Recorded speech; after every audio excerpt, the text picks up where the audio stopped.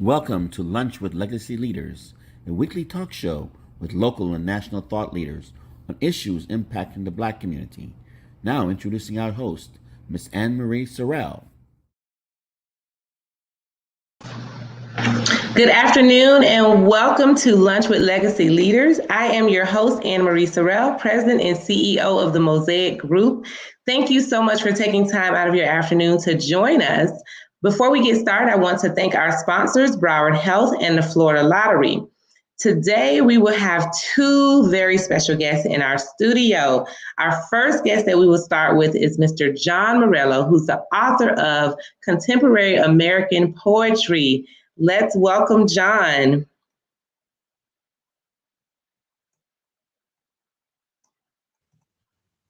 Hi, John. How are you? Good. How you doing? Good. Welcome all the way from Brooklyn. Brooklyn represent. Thanks for having me. No, you're welcome. So for our audience who does not know you, I'm just going to briefly go over your bio. Okay. So John Morello, who's the author of Contemporary American Poetry. This is the second book of poetry, and it's a reflective look at the legacy of institutional accepted violence against Blacks and Latinos and the personal and societal wreckage wrote by long histories of subjugation. So we're going to talk about that in a little bit, but a little bit about you, because you're very impressive accolades. I'd be remiss if I didn't share that. So you're an American poet. You're a Cave Canem Fellow and McDowell Fellow, an artist colony in Peterborough, New Hampshire. Founded in 1996 by poets Toy Derricott and Cornelius Eady to remedy the underrepresentation and isolation of African American poets in MFA programs and writing workshops across the U.S. It's based in Brooklyn. John is the author of the poetry collections Up Jump the Boogie, which was in 2010, right? Finalist for both the Kate Tufts Discovery Award and the Pen Open Book Award, and Contemporary American Poetry, which you'll be discussing and reading at the Miami Book Fair online. That's really exciting. So we'll talk about that. Your honors include a Pushcart Prize, the J. Howard and Barbara M.J. Wood Prize from the Poetry Foundation, and fellowships from the National Endowment of Arts, and so many others, including Best American Poetry in 2017, 19, and 2020. You're an assistant professor of English and Wesleyan University, and also teaches in the low residency MFA program at Sierra Nevada College. Woo, a lot going on. Well, welcome again, John. So I want to kind of get started with, you have so many amazing accomplishments as a writer and a poet. What inspired you to become a writer, and specifically in the genre of poetry? Yeah, good question. Again, thank you for having me on, Anne-Marie. I started out actually as an MC, as a rapper, when I was about 11 years old. I'm 49 now, so this is a long time ago. And as I got older, I found that rap, at least at the time, wasn't giving me enough space to be my whole self, right? Now you have writers who are really doing things and expressing different parts of themselves. But at the time, right, to be an MC was to be hard. It was to be, the poetry gave me more room to write about everything, love, loss, family. So I just took to it. Wow. No, that's a good point. And that's a good comparison, because rap is a form of poetry. But like you said, it allowed you to really expand upon that. So that's pretty cool. So your latest work, Contemporary American Poetry, share with us, what motivated you to write this book, and how it seems so timely right now. Yeah. So when I write the book, I write poem by poem. So I can't really say anything motivated me to write the book necessarily, but each poem has its own motivation, its own catalyst, right? So some poems are about loss and family, right? Some poems are about institutional racism. Some poems, come out of relationships, things like that. Gathered together, the book kind of tells a story of a youngish man becoming an older man and learning through what it means to live in America. In that sense, the book is going to be timely because the conditions surrounding that life never change, right? So there's a center poem that's about police brutality, police killings of unarmed Black men. And the poem came out in 2020, but it could have come out in 1920 and it would still be relevant. You know what I mean? And if things don't change, it could come out in 2120 and still be relevant. So that's, I think it's more of a commentary on our shared experience as Black people here in America than it is about me, being tuned in to the times, if that makes any sense. No, that makes a lot of sense. Well, it makes a lot of sense in the sense that we're still grappling with some of the same issues from 1920, 2020, and like you said, it could be 2120 if things in our society does not change and evolve. So I think it makes total sense what you're saying. Absolutely. Thank you. You're welcome. So for those who have not picked up a copy, can you maybe read an excerpt of two so we can get a flavor for your poetry? I can. I'm going to pick, I write long poems that tend to go like, 4, 6, 8 minutes long. So I'm not going to read one of those. I'm going to read one of the shorter ones. This poem is called Mercy, Mercy Me, which, hopefully, your viewers know it's a title of a Marvin Gaye song. The next line is things ain't what they used to be, right? Mm-hmm. And I wrote this poem after returning. I'm from LA originally. I live in Brooklyn now, but I'm from LA. And around the 25th anniversary of the Rodney King rebellions or riots, I went back home because my grandmother passed. And while I was there, I went to my old neighborhood, and the building I grew up in, or one of the buildings I grew up in, rather, had burnt down, they said, during the riots. So this poem is me just kind of thinking about home and a few things. Mercy, mercy me. Crips, bloods, and butterflies. A sunflower somehow planted in the alley, its broken neck. Maybe memory is all the home you get, and rage, where you first learn how fragile the axis upon which everything turns. But to say you've come to terms with a city that's never loved you might be overstating things a bit. All you know is there was once a walk-up where now sits a lot, vacant, and rats in deep grass hide themselves from the day. That one apartment fire set back in '76, one the streets called arson to collect a claim, could not do, ultimately, what the city itself did, left to its own dank devices some 16 years later. Rebellions, said some. Riots, said the rest. In any case, flames. And the home you knew, ash. It's not an actual memory, but you remember it still. A rust-bottomed Datsun handed down then stolen, stripped, recovered, and built back from bolts, driving away in May 1992. What's left of that life quivers in the rear view, the world on fire, and half your head with it. Wow.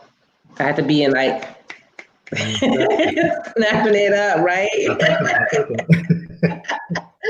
No, that was awesome. I'm always inspired and in awe by poets because your words just have such depth and such, meaning it comes from a place, and I don't know what place that is in each respective poet, but the way you're able to put those words together and really then convey profound messages. Can you give us like a synopsis or a peek into how you are able to do that? Yeah, absolutely. A lot of it comes from the vision, right? So you hear things like poets talking about, inspiration. The words come when they do, right? But that first draft isn't really what, ends up being what's read by everybody else. So you know how sometimes in a conversation, you look back on it and you wish you had said this and wish you had said that, right? Yeah. Well, it's the same thing with this, but you do get a chance to go back and rewrite and rewrite and rewrite until what you want to say is what's said, right? So sometimes an image or an idea will come to me. It might take years for me to be able to work it out into something that I feel comfortable with someone else reading. And then I have some readers, friends who read my work, I read theirs. And, they help me, decide, whether or not, or to realize whether or not what I meant to say is what's received. Like for instance, that first line, Crips, Bloods, and Butterflies, there's a whole history behind that may not be conveyed. So if I really want y'all to get that, then I need to work harder at trying to develop and bring that meaning out, right? So it's a long process. I have poems in this book that took up to 7 years to write. I have poems that came out like that. A few of those, or those are the gifts. But for the most part, it's a whole long process. Wow. See, I'm glad you put that on there, because I think as writers and aspiring writers always have a challenge with the timeline. Like, oh my God, I got to rush through this, and I have to publish this, or I have to put it out, in spoken word, or whatever means they choose to put their art out. But I love the fact that you said that you have, there are pieces that have taken you 7 years. Yeah. Wow. Yeah. And is it because of the reflection on it, or? No, it's because, you set a certain standard for yourself, right? You want whatever you put out there. And I'm not alone in this. Most poets are like that. If you notice, most books of poetry are really thin. Mm-hmm. Between this first book and this book is 10 years. So that little book right there took 10 years. So what's happening is you're going back, you're revising, you're really trying to make sure that what you put out there is what you mean. So I liken it to the way Sade puts out albums, right? Sade will come out every 8 years, every 10 years, whatever, but her album's always going to be banging. As opposed to somebody who's not very interested in making good music, but is more interested in being relevant. They're on every mixtape, you know what I'm saying? They got an album every year. But I'm more interested not in being, current or whatever, but in actually, when I do put something out there, you getting my best effort. I love that. Spirit of excellence. Now, what advice can you offer other authors and aspiring authors as they work to become successful in a literary space? Yeah, that's a great question. I follow up what I just said. You gotta, one, think of what it means to be successful, right? So for some people, publishing is success, but really to publish just means to make public, right? You could be published and not be good, right? So I would say spend more time working on your craft and trying to be the best writer you can be. And this is not just for poets, but for any artists, right? We don't, our thing is we want to get out there. But if you were a doctor, you wouldn't say, I got to start operating soon. Nah, you know what I'm saying? There's a process. You would say, I'm going to med school, I'm going to do my internship, whatever. And at some point I'll operate on somebody. But I feel like a lot of artists, they want to, be prodigies and want to jump out the gate and start operating. Nah, learn your craft first. So I would say to, aspiring writers, read widely, read deeply, practice. Because once something's published, especially now with the internet, once it's out there, it's out there. Yeah. Right. So, don't rush. Yeah, no, that's good. I needed that personally, so thank you. We all do, and the thing is, like, I'm saying it now, but tomorrow I might, get a little antsy and start wishing, I need, I need more accolades. I need more things published. But, it's not really about the work getting out there so much as once it's out there, what work is it doing? Yeah. Yeah. That statement, once it's out there, what work is it doing? Yeah. I love that. Is it making an impact? Is it changing a life? Is it inspiring someone, motivating someone? Yeah, I love that. So you're going to be at the Miami Book Festival. So when can our audience tune in with you at the Miami Book Festival? I'm not really sure. You got to check the schedule. Okay. I have to check the schedule too, because but not just me. There's a lot of really really great authors. It's one of the premier literary events in the nation. Y'all are really really lucky to have it down there. I'm lucky to be a part of it this year, and lucky to be a part of this. So thank you.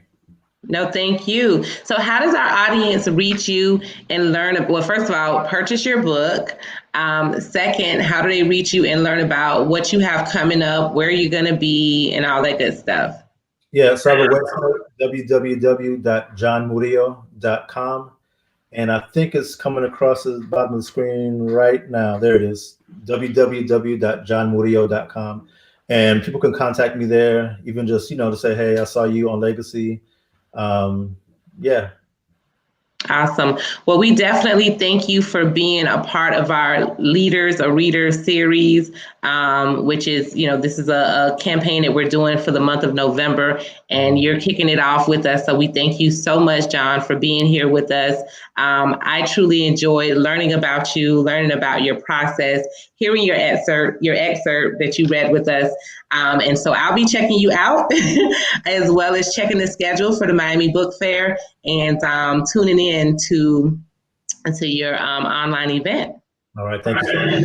Thank you. And we're going to bring on our next guest, who is no stranger to those who are here in South Florida, Mr. Chris Norwood, who is a political strategist and a columnist for Legacy magazine. Chris, how are you?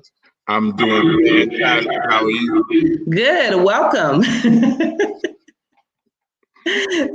So for those who don't know you, you also have a brief bio that I'm just going to read through a little bit. You're the principal of Norwood Consulting. You have 25 years of work experience in human service agencies as both a consultant, board member, employee, and volunteer. You're a graduate of Hampton University in Hampton, Virginia, where you studied social work and community organization. And you pursued your Master's of Public Administration at Cornell University's Institute of Public Affairs, and your JD from St. Thomas University. So, Dr. Chris. Rarely do people call me doctor, but it's accurate. It is accurate. Okay. You're a community organizer, passionately involved in both passionately involved but strategically focused, working in networks across the spectrum of human services. Now, you've been a chair and a board member of many organizations in the community. You're also the founder of the Florida Association of Independent Public Schools and the Governance Institute for Public Accountability. So you've been in public service for a while, but the political side, let's dive into that. How long have you been a political strategist, and what made you get into politics? Wow, that's a great question. So when I was in college at Hampton University, I had the opportunity of working one summer with the city of Hampton, Virginia, the actual local government, and I worked for the Hampton Youth Services Commission, and in that capacity, I ran a job referral service for teenagers called Rent-A-Teen. And it was basically a summer jobs program. But through that effort, I began to see the role that government can play in youth development. And then later on, the following year, while I was still in college, I worked for the South Florida Council of the Boy Scouts of America. And I would go into the inner city of Newport News, Virginia, and help to assist troops and packs to start in the Black community. And again, the local government, the city of Newport News, played a viable role in assisting and helping me organize to find volunteers, to find places for kids to gather, to hold their troops and packs meetings. And that was sort of how I got engaged in understanding the role that government can play. And then right after college, before I went to graduate school, I had a job. I worked for the city council of the city of Newark, New Jersey, where I'm from.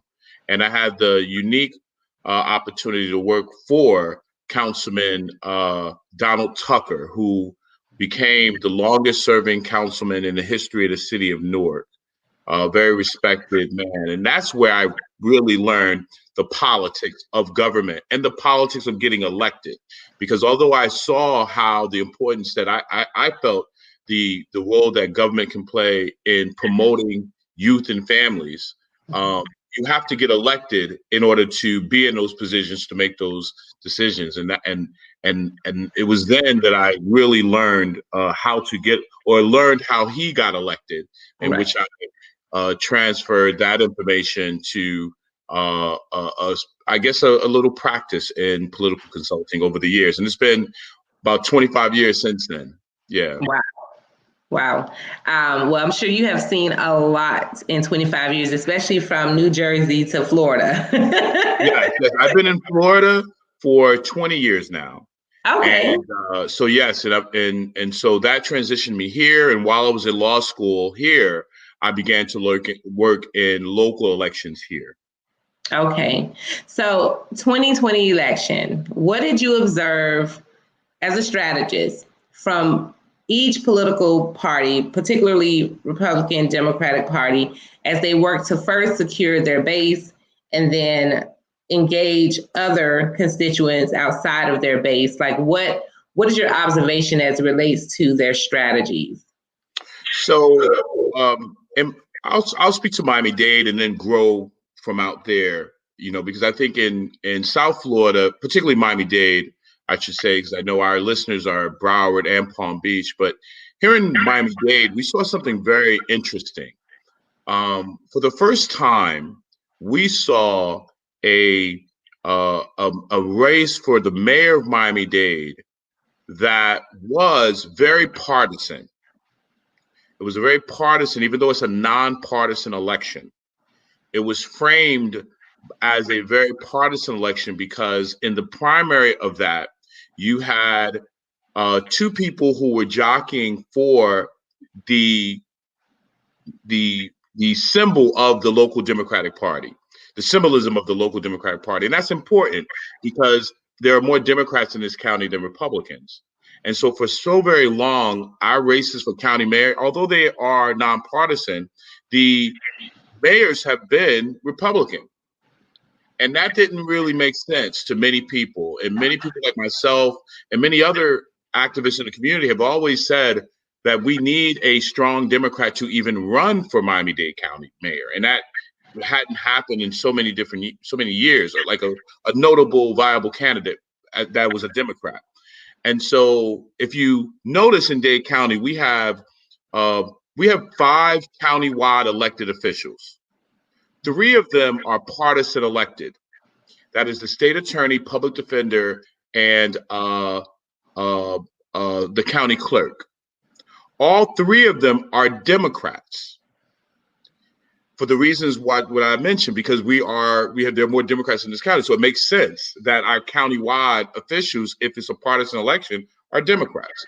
And then the 2 nonpartisan positions that are countywide are our property appraiser and our county mayor, and those 2 offices are represented by a Republican. And so therein lies the issue. And so that's why in this cycle, it was very good to see Democrats running for mayor as Democrats. And so you had Danielle Levine and you had Alice Pinellas, who were appealing to a Democratic base in our community. And then on the other side, you had a Bovo, Commissioner Bovo, who was positioning himself as the lone conservative or Republican in the race, which served him well as it relates to getting into the runoff, because he was the only registered Republican. And then in the mayoral race, you had, a couple of other candidates who really couldn't surface as much because it became so partisan. And I don't think many of us assumed that it would be as partisan as it became. So you have someone who was a very centrist candidate by the name of Xavier Suarez, who very well respected county commissioner, who just could not break through the partisanship on either side to garner the support of a base of people. And when a low voter turnout is what we have. So I think in Miami-Dade County, this is a beautiful moment that we now have elected the first woman mayor in Miami-Dade County's history, and someone who is aligning herself with the majority of the people politically in our county, their politics. And I think that's very, very important. And I hate to have said that long soliloquy, but I think it really puts everything in perspective as it relates to how the national elections played down, because what you will see is that the exact same vote total that Biden won Dade County percentage-wise is exactly the same as Daniela Levine. And so although we have now the last couple of days talked about the underperformance of Democrats in Dade County as it relates to helping the statewide numbers for Biden to perhaps compete better in Florida. But even in spite of that, the national campaign has elevated us to have a Democratic elected mayor as our standard bearer, and that's a good thing. And then also, I think it's of significance for us to think about is that on the county commission, we have another awesome opportunity. If depending upon, I believe it's going to be a special election for Danielle Levine's old seat, because we have now three young men, my contemporaries. You have Keone McGee now, new blood on the county commission. You have Oliver Gilbert, new blood on the county commissioner, and you have Keon Hardiman. By the way, all three of these young men went to HBCUs. By the way, Keon went to FAMU. Keone went to Howard. I'm gonna leave that alone. And the other brother that was just on here who went to Howard as well, I'm gonna leave that alone too, because the real HU is now being represented here for your viewing pleasure.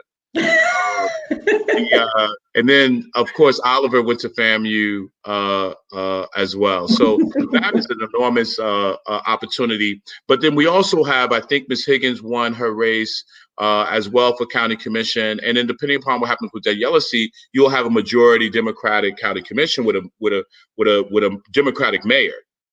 That is amazing.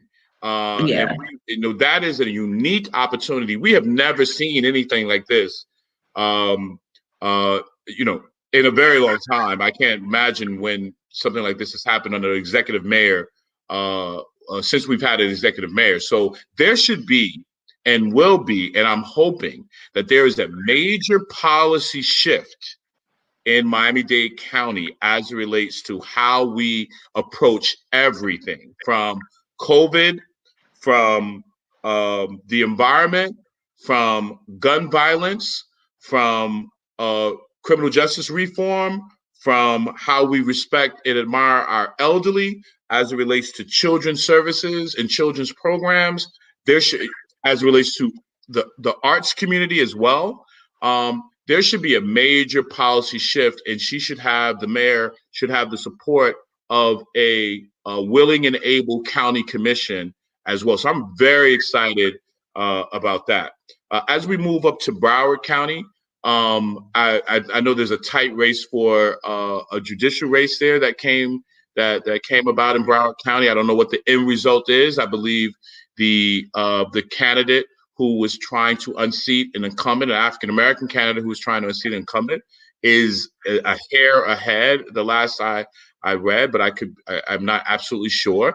But there's also something very beautiful that happened in Broward. Hollywood elected its first African American to its city commission, if you can believe that. In 95 years.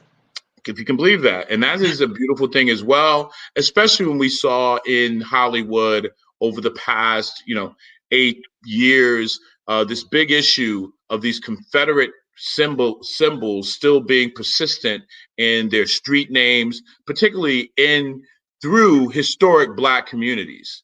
And so Ms. Anderson, the new commissioner-elect, is actually from that historic neighborhood, Liberia, which is the name of the neighborhood. And so that is an extraordinary thing. And in addition to, I think the Broward County Sheriff election, Mr. Tony was elected. He was appointed, and now he was elected countywide Broward Sheriff. And so we're hoping that has creates sensibilities towards the African American community there, where the criminal justice reform is very much needed in Broward County. When you walk into that courthouse, you're going to see a lot of Black folk in the criminal courthouse there. So there's a lot of need, not just for criminal justice reform, but just prevention, crime, preventive services for children, so they never have to see a juvenile courthouse or criminal courthouse. So we're hoping that Mr. Tony can lead and be a part of that conversation. But let me tell you something, Broward County, for those of us who live in Miami-Dade, who are people of African descent, I mean, Broward is looking very attractive these days politically with all of the various Black elected officials that we now have there. So, and so, all of these things as it relates to don't forget Harold Pryor, the Broward County first black, actually, I think it's the state of Florida's first Black state attorney, correct?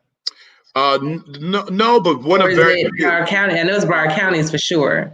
Yes, Broward County, I believe for sure. You had the state attorney in Orange County before him, and I don't know if there were any other African Americans before that, but a very short list nonetheless. So Broward County is really seeing a additional renaissance as it relates to Black power, if you will. And so that's a beautiful thing. Yes. Absolutely. Well, and Broward has been, I think last year was named one of the fastest growing counties in Florida for the Black community and Black businesses as well. I mean, I was having a conversation with some friends of mine, even after the primary, in which we saw some African American candidates here in Miami-Dade not have success, and then seeing what was happening in Broward County, and then after what transpired just recently here in Miami-Dade, I had about 30 college students that I was that had working for me, working on campaigns as poll workers in the North Miami Beach area. And I went by a precinct in North Miami Beach, in the Highland Village area, and I sort of veered. I'm looking at my maps. I'm not like very familiar with the area, but as I was leaving the precinct, checking up on my people, I didn't go the right way, and I found myself in a little neighborhood, and as I was coming to the end of the street, I see this huge flag in someone's front yard, and on a flagpole, and I saw two campaign signs in front of it of local candidates. One was the sitting North Miami Beach mayor, and the other was a candidate running for city council against one of my clients. And but on this flagpole was a huge Confederate flag, and I was like, wow, this is really amazing.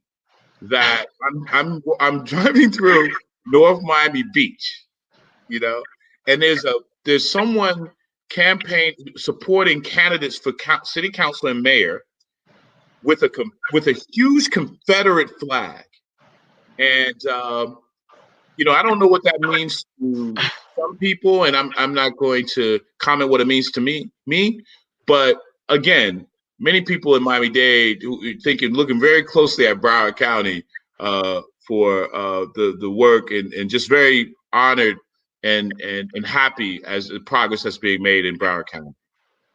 Absolutely. All right, Palm Beach. You got any thoughts on Palm Beach County? Well, looking at the numbers, what I would say with one of the things that I don't really have a lot to say specifically about Palm Beach, but South Florida as a region overall. So often, I think people don't understand that, our state is a state that can go either way every 2 years, whether it's gubernatorial or presidential, as it relates to whether the majority will vote Democratic or Republican. But I think sometimes we forget in South Florida that we're not just voting for our community. When we go vote, we're voting for Democrats throughout the whole state of Florida. And not only do we have to win our county, but winning our county doesn't really mean anything for a statewide election. We're trying to win the state. So our numbers are added to a statewide pool. And we have to carry and push up, it's sort of like you're playing a basketball game or football game and you're up, but you have to push up those numbers even more. So you just keep scoring, you know what I mean? And so even though Miami-Dade, Broward, and Palm Beach are Democratic counties, we still have to push up our numbers. We need every vote. He's not going to, this person or that person is not going to win our county, but that's not what we're voting for. We're voting to win Florida. And I think sometimes we forget that. And so, relatively speaking, out of the many falsehoods that our president stated in his press conference the other day about he's winning around the country, one thing he said to me was actually accurate. He said that he won Florida by a lot. He did win by a lot. I think he won by about 3 percentage points, 4%, 3 percentage points, I think. 2 or 3 percentage points in Florida is a lot. And we still have a lot of work to do. But fortunately, what's happening around this country, it appears that Joe Biden is going to cross that 270 threshold at some point. So people are handling business around this country. What we've seen in Arizona, I think, was amazing. A state, a lot of times when we watch these post shows, I don't know if people understand that it's not until states starts to flip, that's when the real action happens. So states that were Republican that become Democrat, or states that were Democrat that become Republican, in a presidential race where everything is equally divided for the most part, when you start taking away, that's when the real sparks start to happen. And I think that's what we see we're going to see in Michigan, I believe, for sure. We're going to see that in Arizona, and then Pennsylvania, which Trump only won by 0.7% of the vote. Hopefully that will sway as well. Right.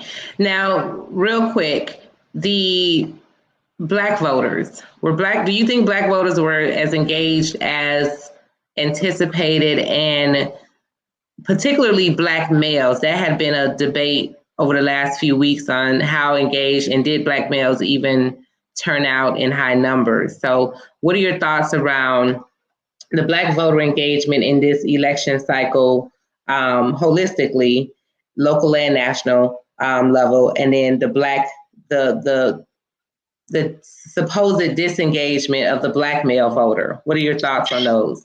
So I want to start this conversation about African American males with this. We're talking about a very small amount of, it's a very small percentage, but a very small percentage can mean a lot in a swing state.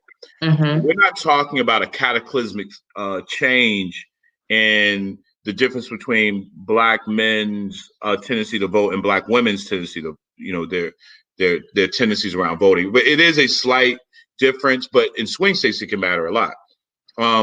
I think that what you will find, African American men have a different outlook on things, just like Black folk have different outlook on things.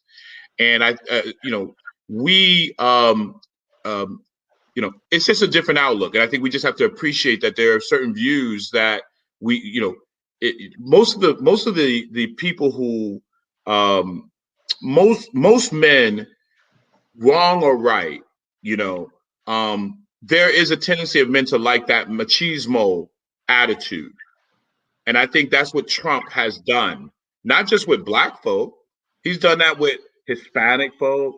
He's done that with white men. If you look at who supports Donald Trump, I mean, it's that, a part of it is that machismo that he represents, and that a lot of different types of men sort of just like. It has nothing to do with policy, unfortunately. It just has to do with attitude and style. And I don't know if it's really more substantive, but I think it's attitude and style. And to be quite honest, sometimes women, when you look at the last time he ran, that the majority of women voted for Donald Trump last election. Why? You have to ask yourself the same question, given his other attitudes versus women. But I think there's a tendency in people to sometimes, a percentage of people, to gravitate towards that machismo. And I think that's what you find in African American men. As it relates to Obama, of course, 96% of Black men and women, I believe, voted for Barack Obama. And then Hillary Clinton, it reduced a lot on the Black male side. And then now we're at like 80%. But I think, I think that decline, I don't think that is something that's going to continue. I think that's something that probably that's about as low as it's going to get. I think it had to do with attitudes towards the particular candidates, not with the Democratic Party. When you look at why people voted for Donald Trump and why people voted for Biden, the majority of people who voted for Biden voted for him, were voting against Trump. Mm-hmm. So, which is very unheard of, to have the majority of people who are voting for a particular candidate voting is the anti-Trump vote. They like Biden and they probably do support, but they hate Trump more. You know what I'm saying? Yeah. And then, but on the Trump side, about 70% of the voters who voted for Trump voted for him. They weren't voting against the Democrats or voting against Biden.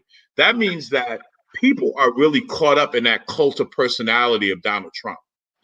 And we always got to remember that, anyone and everybody can vote. It matters not what your educational level is. It doesn't matter why you're voting for somebody. You can vote for them because they got a red tie on or a blue tie on. It does need not be a critical analysis of, an overcritical analysis of it. But I do think that people were voting for Trump because they were more often voting for him because of his policies. They really do support him. I don't. And I can give you 1,000 reasons why, but those who do really do and really are passionate about him. And you don't have that on the opposite side. And so that affects how all of us vote on the opposite side. Absolutely. Any closing thoughts you have on, because the presidential election has not been decided yet as of this broadcast. So any closing thoughts that you have on that, of who will serve as our president for the next 4 years? Well, what I would say is I think the president was reckless in his commentary about our democratic process. Votes are to be counted. All those votes that were legally provided, that people spent their time to go vote. People spent their time, went out of their way to vote either absentee or in person. All of those people's votes, no matter what the outcome is required. It's required that their votes be counted. So I would say to people, we've had this 4 years of mayhem out of the White House. It's almost over. You're going to hear worse things from the president. You're going to hear the term fraud used several times. You got people in Donald Trump's camp in one state saying, stop the vote, and in other states saying, count the vote. You know what I'm saying? So this is all, it's all show, and that's what we had in the White House for 4 years. We had a showman. We had a P.T. Barnum, and it's almost over. when all the votes are counted, all the legally required votes are counted, I believe Biden is going to prevail. And so, in 2000, it took 30 some odd days for the election to be finalized for Florida to grant the election by 535 votes. This election is not going to be decided by 535 votes. Well, now let me say that. Maybe it will be decided by 535 votes in Pennsylvania. But we have time. We have different states that have different laws. The president cannot dictate how elections should go. That's un-American. We have a complicated system of government where every state has its own legislature, makes its own laws, sometimes have different ages for everything that you can think of under the sun. And they also have different ways to administer elections. And as long as those legislatures properly promulgated those rules and regulations and they're being enforced effectively, we have no right to determine how Pennsylvania or Michigan or Wisconsin or Nevada or Arizona, the president doesn't have that right. And as a Republican, so-called Republican, he should respect the state's rights. And so, I would say cut your TV off a little bit more, relax. I think we're going to get back to our old normal, which was not that good anyway, but but it feels like it was so much better. And because it was a little bit better, those would be my closing thoughts. And well, thank you so much, Chris, for your commentary today. Stay with me. I have a couple of announcements for our audience. We have MIA Magazine X Miami Book Fair issue being released on today, actually. And you can check that out at issue.com/MIA Media GRP. Or MIAmediagrp.com, which is MIA Media Group. You can read our healthcare issue highlighting South Florida's frontline medical workers, healthcare, mental, physical, and emotional healthcare professionals, as well at issue.com/MIA Media Group or on the website. The Art of Black Miami issue of MIA Magazine, which is a beautiful artistic representation and guide of galleries that represent Black artists in Miami, for visitors and locals. This issue will be published on November 27th. So please look out for that as we get into the art season here in South Florida. And MIA Magazine and the Greater Miami Conventions and Visitors Bureau invite you to enter the Art of Black Miami cover competition.